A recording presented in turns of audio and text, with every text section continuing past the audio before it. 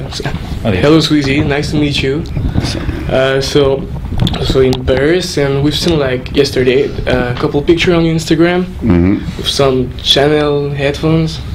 So I was wondering, like, how did the collaboration between you, Monster, and Chanel happen, and what was the main goal, like, when you designed those headphones? As far as the Chanel partnership, I want Chanel to talk about it. Yeah, sure. I just showed a couple of pictures from the runway show with Karl, and as far as the experience, but I want Chanel to talk about the collaboration and let them explain everything, just out of respect. Yeah, alright. Can understand that. So you're here like for the fashion week, and talking about fashion, do you got some new projects with Reebbok coming up, or I don't know? Yeah, we're doing a bunch of amazing, innovative things at Reebbok. As a forward-thinking person, and as a person that's into changing the climate, I'm always ready to do different things. Sit down. Jeez. Remind me of like the teacher in the school or something. Put the bag on the floor. She's standing there like. So, okay, let me answer the second one over again. Yeah, all right. You want me to ask you again? Yes, please. Yeah. You gotta relax. Yeah, because it's really Jeez. He's the Fashion Week in Paris. Talking about fashion, you got some new projects going on with Reebbok. Yeah, well, first of all, I'm the global creative director, so everything with Reebbok is I oversee. Yeah. From lifestyle to sports to fitness, all of those different things. But we definitely plan on pushing the envelope to another level, and now that we got Reebbok to a notable place, where I can comfortably say we're in the top 3 now. Plan on getting into the top 2 and then into number 1. Yeah, sure. In due time, but it's still a lot of work to be done. But everything takes time. Yeah, sure. All right. So you've been working with a lot of brands, so Lotus, Monster, Reebbok. What's next for you? And is there other brands that you're going to work with, or? Well, a lot of the brands right now I work with under the umbrellas. Yeah. So Lotus is something I did a long time ago. Aston Martin, something I did a long time ago. Now my partnership with Lamborghini is with Monster. Yeah. So Lamborghini and my company Monster, we're doing a creative collaboration, which is not only headphones, because Monster is not just a headphone company, it's a technology company, and that's what we're pushing forward through. That's why you're going to hear a lot of innovative announcements that's going on that's not necessarily based on headphones, but based on innovation and craftsmanship. And I'm trying to turn Monster into, well, I will turn Monster into the next Apple. All right. Let's do that. So still talking about fashion brands, have you ever thought about launching your own clothing line or something like that? No, I mean, I had Kid Robot, a long time ago. But for me, I'm a more big picture person. Yeah, all right. Like I like being a partner in Reebbok and having a whole range of things that I can tap into. I feel like I do have my line, but I don't have no title or no names on it, right? Because I closing lines. Yeah. I don't put my name on everything, but I touch pretty much a lot of different things out there. It's more global. Yeah. I thought about doing a line, but I didn't want to box myself into one particular thing. Yeah, sure. Alright, so let's talk about music a little bit. We haven't heard much about Hot Living since Ends Up this summer. Are you still working on it? Can you tell us more about the album? If it's going, I don't know. The album's been, I had it done for a while, but like for me, when I travel, I get new ideas, so things start feeling old to me fast. Yeah. And as far as music, I've been in the music industry since '98, successfully. It's 2014, so it's like, okay, if I'm gonna do something, it has to be big. It has to make sense. It has to go towards making history, or I'm wasting time. So I just want to find the right time to put out certain music, because I could easily throw songs out, but I want to have a big cause to a bigger reason to put these songs out, you know. But who knows? Yeah. Are you going to do something like Beyonce? I don't know. Just drop the album on iTunes and or. I might. I'm spontaneous like that, you know. Yeah. We both, me and Beyonce are both Virgos, so yeah, we probably think the same along the same lines as far as like, yo, just put it out, let's go. But that might not work for everybody. Yeah, sure. You know. All right. Is there some other musical projects you're involved in, or? Yeah, I got a couple of musical projects right now. Working with Nas, working with T.I., working on my wife's record.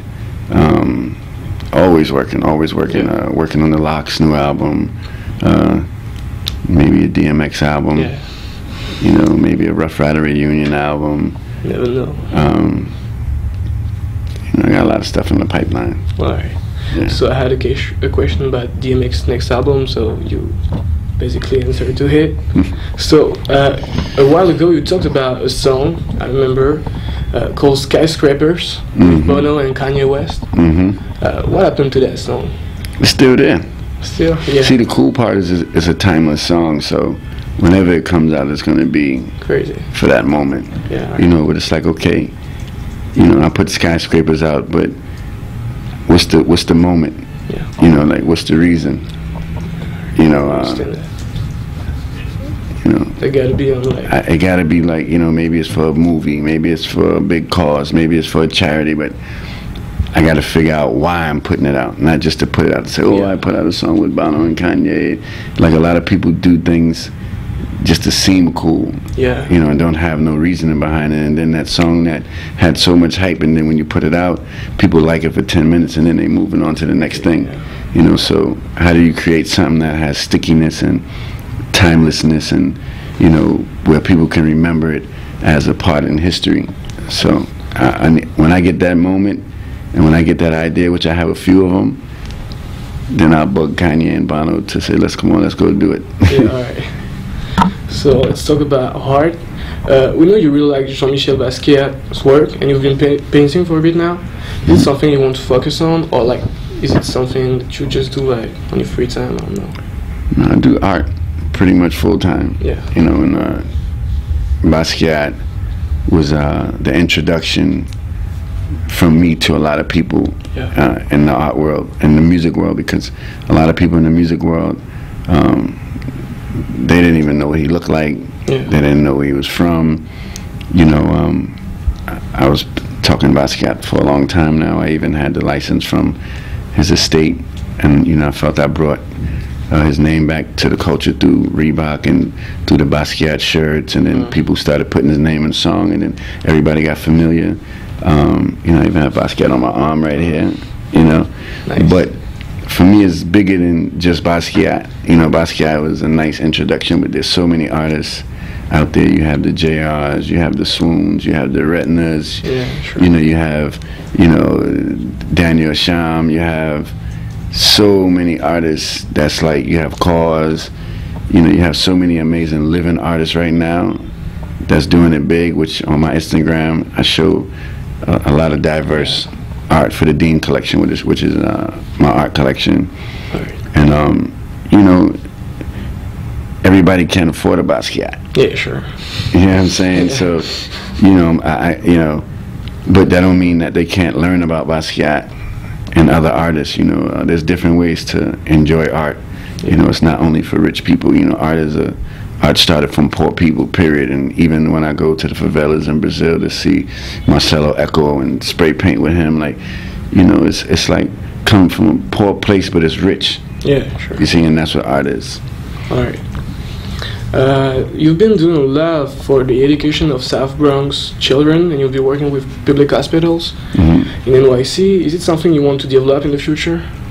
I mean, giving back is the one of the amazing things to do. You know, when you're able to give back, it's just the best feeling. Like for me, I'm a person that give all the time. Like sometimes I don't even think twice. I just give just because of how my vibe is and how I'm feeling, and to be able to give back to a school and fund a school in the South Bronx where I came from. Yeah. That's amazing. And to be a part of Harlem Hospital and raising like, you know, over $200 million to rebuild it, that's amazing. You know, to support my wife's charity, Keep a Child Alive, that's amazing. And then a bunch of things that I don't even talk about as far as giving back, that's amazing also, you know. All right. And to finish, as a fan of the New York Knicks, what do you think about their season so far? And do you think that Carmelo Anthony will stay with the team at the end of the season? You know, when you have a sport or when you have a career, you know, you win some, you lose some. You know? Yeah, sure. You just look at last season; it was the opposite of this season, and for whatever reason, it's not going right for them. You know, I'm still a Knicks fan. Period. Whether they win and whether they lose, will Carmelo stay? It depends on his contracts. Depends on the money they want to give him. He's a businessman also, and he has a family to feed. But I'm sure that he would love to stay in New York if it worked out in his favor. All right. So thank you, Swizz. It's been a pleasure talking with you a little bit. Yes. So thank you. Don't be so nervous, man. I'm not nervous. Yes. Yeah. He was. I'm a little nervous. Nah, No. It's